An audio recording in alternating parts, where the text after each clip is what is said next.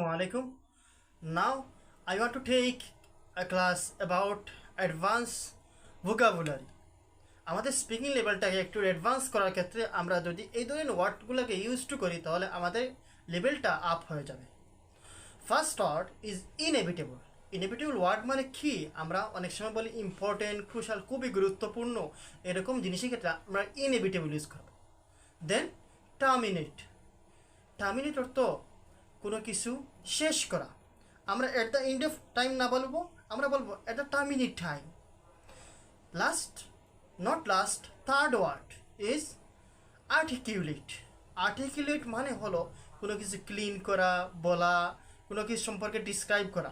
So আমরা সে না বলে, ক্লিন না বলে আমরা স্পষ্ট করব articulate. Then number fourth word is comments. আজকে থেকে আমরা স্টার্ট বলবো না, আজকে থেকে আমরা বলবো কমেন্টস।